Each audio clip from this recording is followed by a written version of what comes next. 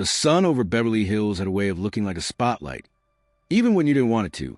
But on that afternoon in March 1987, the light felt abrasive, stripping away the carefully constructed lacquer of the man the world knew as the king of cool. Dean Martin sat in the back of a charcoal limousine, his eyes shielded by the darkest aviators he owned, watching the iron gates of his estate swing shut like the doors of a tomb. For decades, those gates had kept the world out and the party in, but today, the party was a ghost, and the house was merely a collection of expensive shadows.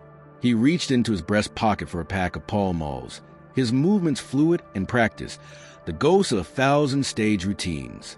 But as he went to strike the match, his hand did something it had never done in public. It trembled.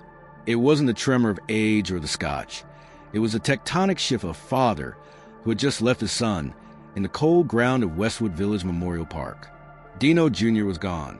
The boy who looked like him, sang like him, and flew like a god had vanished inside a mountain in a California Air National Guard F-4 Phantom. In the days following the crash, the public expected Dean to do what he always did. Shrug it off with a wink, a tilted glass, and a joke about the bar being open. That was the contract. He was the man who didn't care, the man who let the world slide off his back like water off a shark's fin. But as the car wound through the canyon, the religious icons of his youth, the heavy, gold-leaf memories of the Catholic Church in Steubenville, began to press in on him. He thought of the Pietà, the image of the mother holding the broken son, and for the first time in his life, the cool detachment felt like a coat that no longer fit. He felt the weight of the rosary beads his mother had pressed into his hands decades ago. Hidden now in his pocket, the wooden spheres worn smooth by a sudden, desperate return to prayer. When he reached the house, the silence was deafening. It wasn't the peaceful silence of successful man's retreat. It was a vacuum left behind when the music stops mid-measure. He walked past the piano, past the gold records that seemed like relics of civilization he no longer recognized, and went straight to the bar. He poured a J&B, the ice clinking against the glass with a sound like shattering teeth. He took a sip, but the warmth didn't reach his chest. He looked at a photograph on the mantel. Dino Jr. in his flight suit, grinning with that same effortless Martin charm. It was a hero's face. Dean felt a sudden, violent surge of resentment toward his own reflection in the mirror behind the bar. The king of cool. What was cool about a man who survived his own children? What was cool about a mask that didn't allow for a single tear?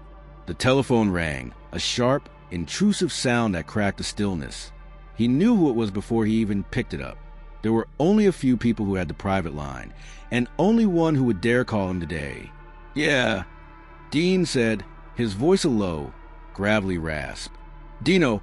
The voice on the other end was unmistakable. It was the chairman. Frank Sinatra didn't offer platitudes. He didn't do, "I'm sorry for your loss." He sounded like a man commanding a battalion. "We're going back out. The tour. Together again. You, me, and Sammy. It's what you need. It's what the people need. We start rehearsals in a week. Don't let the dark win, pal. We're the Trinity. We don't stop." Dean looked at the glass in his hand. The industry, the fans, and even his best friends expected him to perform the ultimate act of cool, to mourn in private and entertain in public, to take the tragedy and bury it under a layer of tuxedo wool, and everybody loves somebody sometime. It was a heroic expectation of the era. The show must go on, the stiff upper lip, the entertainer's sacrifice. Frank was offering him a lifeline back to the world of neon and applause, a world where he could pretend the mountain in the San Bernardino National Forest hadn't claimed the best part of him. "I'll be there, Frank," Dean said, the words feeling like stones in his mouth. The following days were a blur of cultural expectations and the heavy machinery of the Rat Pack legacy. The rehearsals were staged in large, drafty halls where the air smelled of floor wax and stale coffee. Sammy was there, frail but energetic, tapping out rhythms that seemed to defy his own declining health. Frank was a whirlwind of professional fury, directing the lighting cues and the brass section with the precision of a general. And Dean was a ghost. He stood at the microphone, his hands in his pockets, delivering the lines, hitting the notes, and dropping the quips. He was the king of cool, the man who made it look like he'd just wandered onto the stage by accident. But inside, he was a man walking through a cathedral during a funeral mass that never ended. The cultural gravity of 1980s America was shifting. The era of the crooner was fading into the sunset of the MTV age, and there was a desperate, almost religious fervor among their fans to see the old gods one last time. For the public, this tour wasn't just a concert. It was a pilgrimage. They wanted to see the men who defined masculinity for a generation. They wanted to see that even in the face of death, after Frank had lost his mother and Dean had lost his son, the cool remained unshaken. It was a cruel demand. It was an altar upon which Dean was being asked to lay his grief as a sacrifice. The first show of the tour in Oakland was a sellout. The roar of the crowd when the three of them walked out together was a physical thing, a wall of sound that should have been intoxicating. The lights were blinding, the orchestra was swinging, and the banter was flying. Frank nudged Dean, a signal for a joke. "I told the bartender to give me something for my cough," Dean said into the mic, his eyes scanning the front row. "He gave me a bottle of scotch. Now I don't care if I have a cough or not." The audience roared. It was the classic Dino. He looked down at his drink, the stage prop that everyone thought was booze, and suddenly he felt a wave of profound nausea. He looked at Frank, who was beaming, fueled by the adrenaline of the crowd. He looked at Sammy, who was smiling through the pain of his own body. They were soldiers. They were professionals. But as Dean looked out into the darkness of the arena, he didn't see fans. He saw the void. He saw the mountain. He saw the face of his son, who would never again walk into a room and make it brighter just by standing there. In that moment, a choice began to form in the quietest part of his soul. It was a choice between the legend and the man. To continue the tour was to honor the code of the King of Cool, to maintain the illusion that nothing could touch him, that the drink and the song were enough to shield him from the agony of the human condition. It was a choice the world wanted him to make. But as he began the opening bars of Memories Are Made of This, the religious lessons of his childhood whispered a different path. What does it profit a man to gain the whole world and lose his own soul? He realized that the cool wasn't a gift. It was a prison. It was a cage he had built for himself to hide the vulnerability of the Italian kid from Ohio who just wanted to be loved. By playing the part, he was lying to his son's memory. He was saying that Dino Jr.'s life and his death weren't enough to break the act, and that was the greatest sin he could imagine. The tour moved to Chicago, and the pressure mounted. The reviews were glowing, but the internal toll was catastrophic. Dean began to retreat further. He wouldn't join the others for late-night dinners at the Italian joints where they were treated like royalty. He stayed in his hotel room, watching old westerns and eating crackers, the silence of the room a sanctuary. He found himself holding the rosary beads more often, not necessarily praying the formal prayers, but just feeling the rhythm of the wood against his thumb. He was mourning, and the world wouldn't let him. The heroic choice came on a Tuesday in Detroit. The atmosphere backstage was tense. Frank was frustrated with the acoustics. Sammy was tired.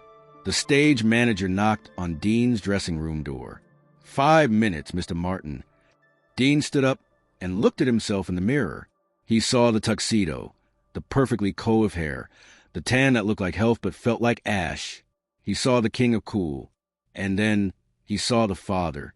He thought of Dino Jr. in that cockpit, the bravery it took to fly those machines, the reality of a life lived with purpose and risk. His son hadn't been cool in the face of death. He had been a man doing his duty. Dean walked out of the dressing room, but he didn't go toward the stage. He went toward the back exit. "Dean, where are you going? We're on in 4. Frank's voice boomed down the hallway. Dean stopped and turned. Frank was standing there, the light hitting his blue eyes, looking confused and impatient. Behind him stood Sammy, his one eye reflecting the concern he felt for his friend. "I can't do it, Frank," Dean said softly. "What are you talking about? You got a cold? We'll get you a doctor. Just get out there and do the bit. The people are waiting." "No," Dean said, his voice gaining a strange, quiet strength. "The people are waiting for a man who isn't here anymore. He died on that mountain with his boy. I'm just the guy who's left, and he's tired of lying. Dino, don't do this."